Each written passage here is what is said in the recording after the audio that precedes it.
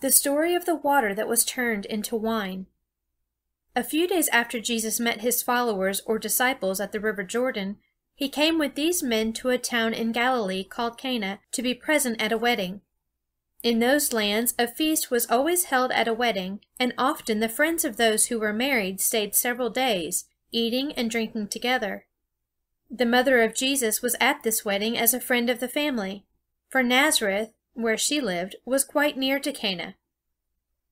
Before the wedding feast was over, all the wine had been used, and there was no more for the guests to drink. The mother of Jesus knew that her son had power to do whatever he chose, and she said to him, "They have no wine." Jesus said to her, "O woman, what have I to do with thee? My hour is not yet come." But his mother knew that Jesus would in some way help the people in their need, and she said to the servants who were waiting at the table, "Whatever he tells you to do, be sure to do it." In the dining hall were standing 6 large stone jars, each about as large as a barrel, holding 25 gallons. These jars held water for washing, as the Jews washed their hands before every meal, and washed their feet as often as they came from walking in the street, since they wore no shoes, but only sandals. Jesus said to the servants, "Fill the jars with water." The servants obeyed Jesus and filled the jars up to the brim. Then Jesus spoke to them again and said, "Now draw out some of the water and take it to the ruler of the feast." They drew out water from the jars and saw that it had been turned into wine.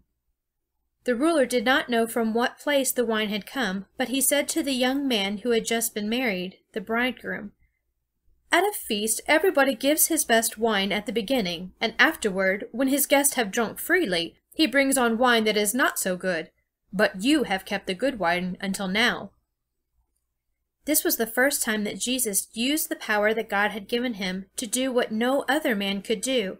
Such works as these were called miracles, and Jesus did them as signs of his power as the Son of God.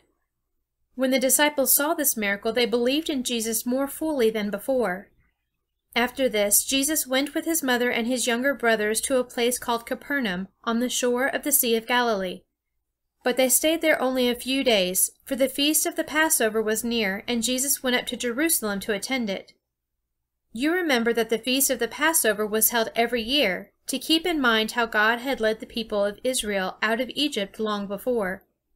When Jesus came to Jerusalem, he found in the courts of the temple men who were selling oxen and sheep and doves for the sacrifices, and other men sitting at tables changing the money of Jews who came from other lands into the money of Judea.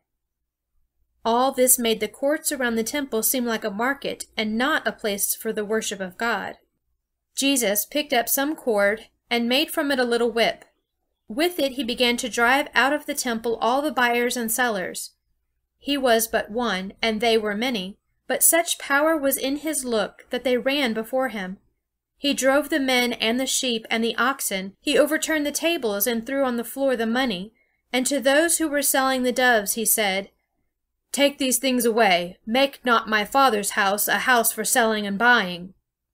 The acts of Jesus were not pleasing to the rulers of the Jews, for many of them were making money by this selling of sacrifices and changing of money. Some of the rulers came to Jesus and said to him, "What right have you to come here and do such things as these? What sign can you show that God has given to you power to rule in this place?" Jesus said to them, "I will give you a sign. Destroy this house of God, and in 3 days I will raise it up." Then said the Jews, "It has taken 46 years to build this temple, and it's not finished yet. Will you raise it up in 3 days? But Jesus did not mean that temple on Mount Moriah. He was speaking of himself, for in him God was dwelling as in a temple, and he meant that when they should put him to death, he would rise again in 3 days. Afterward, when Jesus had died and risen again, his followers, the disciples, thought of what he had said and understood these words. The story of the stranger at the well. While Jesus was teaching in Jerusalem and in the country places near it, John the Baptist was still preaching and baptizing. But already the people were leaving John and going to hear Jesus. Some of the followers of John the Baptist were not pleased as they saw that fewer people came to their master, and that the crowds were seeking Jesus. But John said to them, I told you that I am not the Christ, but that I am sent before him. Jesus is the Christ, the King. He must grow greater, while I must grow less, and I am glad that it is so. Soon after this, Herod Antipas, the king of the province or land of Galilee, put John in prison. Herod had taken for his wife a woman named Herodias, who had left her husband to live with Herod, which was very wicked. John sent word to Herod that it was not right for him to have this woman as his wife. These words of John made Herodias very angry. She hated John and tried to kill him. Herod himself did not hate John so greatly, for he knew that John had spoken the truth. But he was weak, and yielded to his wife Herodias. To please her, he sent John the Baptist to a lonely prison among the mountains east of the Dead Sea, for the land in that region, as well as Galilee, was under Herod's rule. There, in prison, Herod hoped to keep John safe from the hate of his wife Herodias. Soon after John the Baptist was thrown into prison, Jesus left the country near Jerusalem with his disciples and went toward Galilee, the province in the north. Between Judea in the south and Galilee in the north lay the land of Samaria, where the Samaritans lived, who hated the Jews. They worshipped the Lord as the Jews worshipped him, but they had their own temple and their own priests. And they had their own Bible, which was only the 5 books of Moses, for they would not read the other books of the Old Testament. The Jews and the Samaritans would scarcely ever speak to each other, so great was the hate between them. When Jews went from Galilee to Jerusalem, or from Jerusalem to Galilee, they would not pass through Samaria, but went down the mountains to the river Jordan and walked beside the river, in order to go around Samaria. But Jesus, when he would go from Jerusalem to Galilee, walked over the mountains straight through Samaria. One morning, while he was on his journey, he stopped to rest beside an old well at the foot of Mount Gerizim, not far from the city of Shechem, but near to a little village that was called Sychar. This well had been dug by Jacob, the great father or ancestor of the Israelites, many hundreds of years before. It was an old well then in the days of Jesus, and it is much older now, for the same well may be seen in that place still. Even now travelers may have a drink from Jacob's well. It was early in the morning, about sunrise, when Jesus was sitting by Jacob's well. He was very tired, for he had walked a long journey. He was hungry, and his disciples had gone to the village near at hand to buy food. He was thirsty too, and as he looked into the well he could see the water 100 feet below, but he had no rope with which to let down a cup or a jar to draw up some water to drink. Just at this moment a Samaritan woman came to the well, with her water jar upon her head and her rope in her hand. Jesus looked at her, and in one glance read her soul and saw all her life. He knew that Jews did not often speak to Samaritans, but he said to her, "Please to give me a drink."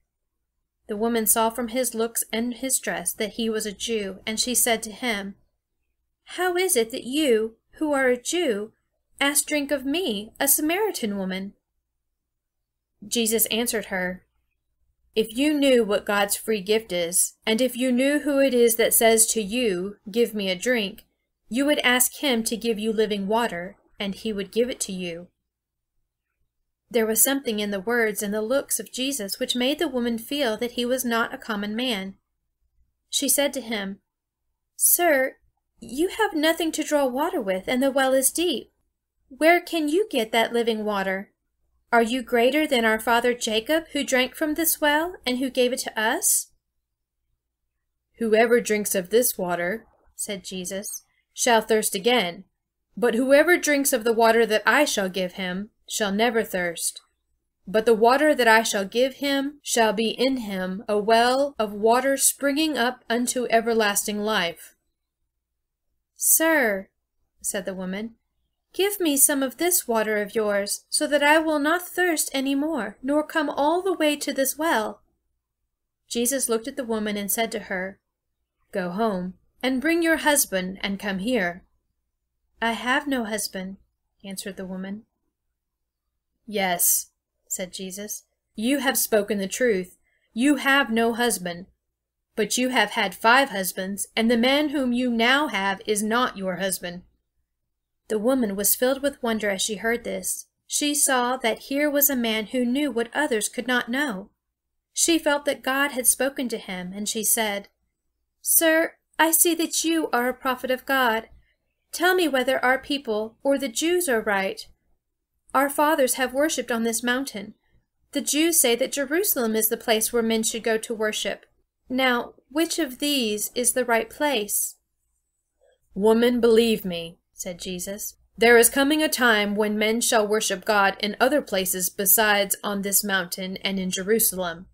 The time is near, it has even now come, when the true worshippers everywhere shall pray to God in spirit and in truth, for God himself is a spirit."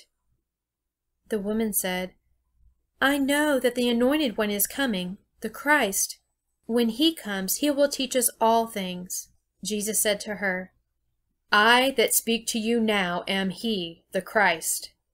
Just at this time the disciples of Jesus came back from the village. They wondered to see Jesus talking with the Samaritan woman, but they said nothing. The woman had come to draw water, but in her interest in this wonderful stranger she forgot her errand. Leaving her water jar, she ran back to her village and said to the people, "Come, see a man who told me everything that I have done in all my life. Is not this man the Christ whom we are looking for?" Soon the woman came back to the well with many of her people. They asked Jesus to come to their town and to stay there and teach them. He went with them and stayed there 2 days teaching the people who were Samaritans. And many of the people in that place believed in Jesus and said, "We have heard for ourselves. Now we know that this is indeed the Savior of the world."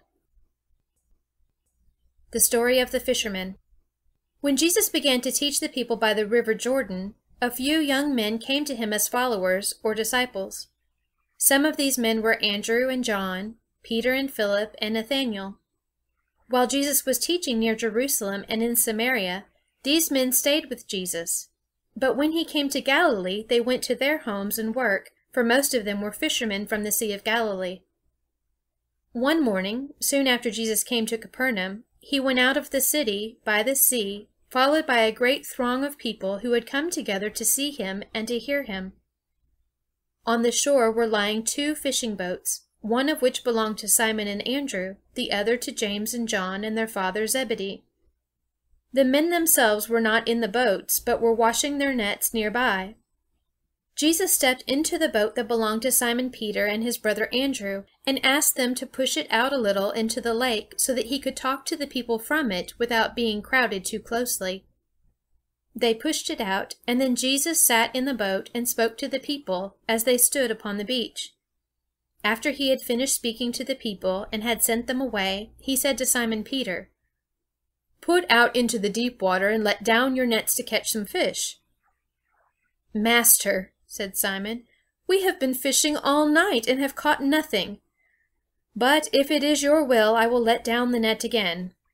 They did as Jesus bade them, and now the net caught so many fishes that Simon and Andrew could not pull it up, and it was in danger of breaking. They made signs to the 2 brothers, James and John, who were in the other boat, for them to come and help them. They came and lifted the net and poured out the fish. There were so many of them that both the boats were filled and began to sink. When Simon Peter saw this, he was struck with wonder and felt that it was by the power of God. He fell down at the feet of Jesus, saying, "O Lord, I am full of sin, and am not worthy of all this. Leave me, O Lord." But Jesus said to Simon and to the others, "Fear not, but follow me, and I will make you from this time fishers of men." From that time these 4 men, Simon and Andrew, James and John, gave up their nets and their work and became disciples of Jesus. On the Sabbath after this, Jesus and his disciples went together to the synagogue and spoke to the people. They listened to him and were surprised at his teaching, for while the scribes always repeated what other scribes had said before, Jesus never spoke of what the men of old time had taught, but spoke in his own name and by his own power, saying, "I say unto you," as one who had the right to speak. Men felt that Jesus was speaking to them as the voice of God. On one Sabbath, while Jesus was preaching, a man came into the synagogue who had in him an evil spirit, for sometimes evil spirits came into men and lived in them and spoke out from them. The evil spirit in this man cried out, saying, "Let us alone, thou Jesus of Nazareth! What have we to do with thee? Hast thou come to destroy us? I know thee, and I know who thou art, the Holy One of God." Then Jesus spoke to the evil spirit in the man. "Be still, and come out of this man."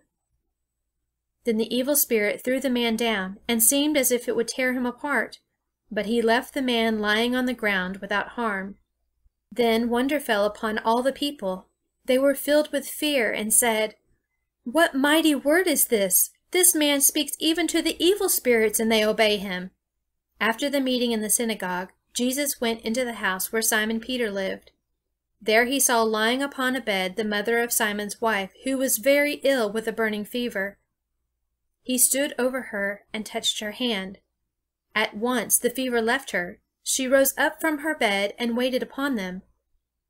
At sunset the Sabbath day was over, and then they brought to Jesus from all parts of the city those who were sick, and some that had evil spirits in them.